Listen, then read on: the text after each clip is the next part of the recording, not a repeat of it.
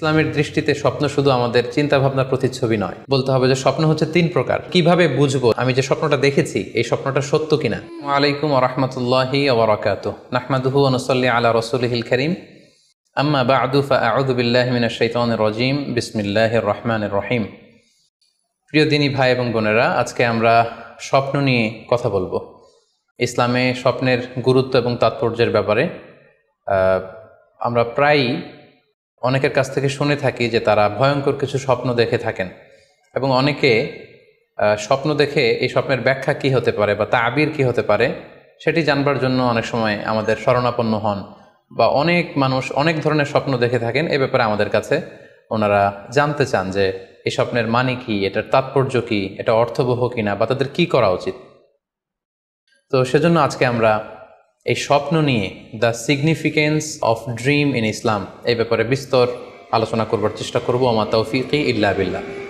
আজকে বেসিকলি স্বপ্নের ব্যাপারে আমরা 10টি পয়েন্টে কথা উপস্থাপন করবার চেষ্টা করব। সেগুলো হচ্ছে, প্রথমে আমরা জানবো স্বপ্নের গুরুত্ব ও তাৎপর্যের ব্যাপারে, তারপর জানবো স্বপ্নের প্রকারভেদ, ভালো স্বপ্ন দেখলে করণীয়, খারাপ স্বপ্ন দেখলে করণীয়, তারপর কোন ধরনের স্বপ্নের ব্যাখ্যা প্রয়োজন এবং কোন স্বপ্নের ব্যাখ্যা প্রয়োজন নেই, সত্য স্বপ্নের আলামত অথবা কিভাবে বুঝবো যে আমার স্বপ্নটা অর্থবহ কিনা, স্বপ্নের ব্যাপারে কিছু ইসলামী দিক নির্দেশনা, স্বপ্নে আল্লাহ রাসূল সাল্লাল্লাহু আলাইহি সাল্লামকে দেখা প্রসঙ্গে, যুগে যুগে স্বপ্ন ব্যাখ্যায় কারা পারদর্শী ছিলেন, এবং সবশেষে কোরআন সুন্নাহর আলোকে বিভিন্ন প্রতীক বা চিহ্নের দিকে খেয়াল রেখে স্বপ্নের ব্যাখ্যা।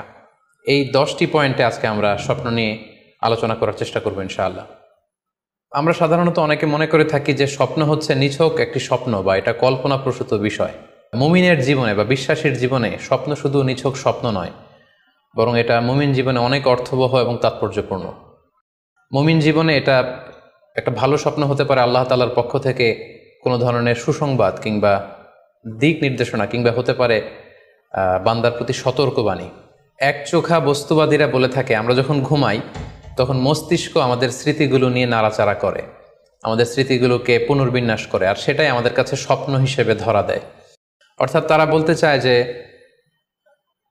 স্বপ্ন হচ্ছে ঘুমের ঘোরে আমাদের দৈনন্দিন জীবনে ঘটে যাওয়া আমাদের চিন্তা বা ভাবনার প্রতিচ্ছবি।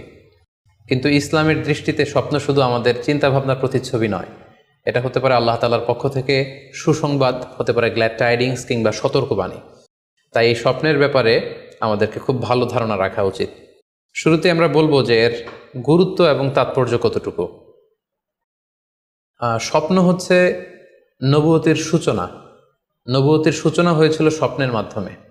আল্লাহ রাসূল সাল্লাল্লাহু আলাইহি ওয়াসাল্লাম যখন নবী হিসেবে অফিসিয়ালি অ্যাসাইন্ড হন, তার আগে তিনি টানা 6 মাস স্বপ্ন দেখেছেন, যেটা সহিহ বুখারীতে এসেছে। আউয়ালু মা বুদিআ বিহি রাসূলুল্লাহ সাল্লাল্লাহু আলাইহি ওয়াসাল্লাম আর-রুইয়া আস-সাদিকা ফিন-নাওম।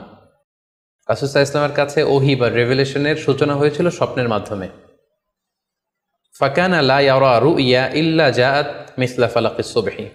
আর রাতে স্বপ্নে রাসূল সাল্লাল্লাহু আলাইহি ওয়াসাল্লাম যা দেখতেন, দিনের বেলা সেটা প্রভাতের সূর্য কিরণের ন্যায় রাসূল সাল্লাল্লাহু আলাইহি ওয়াসাল্লামের কাছে সুস্পষ্ট হয়ে যেত। অর্থাৎ যা তিনি রাতে দেখতেন স্বপ্নে, দিনের বেলা সেটাই হুবহু ঘটে যেত।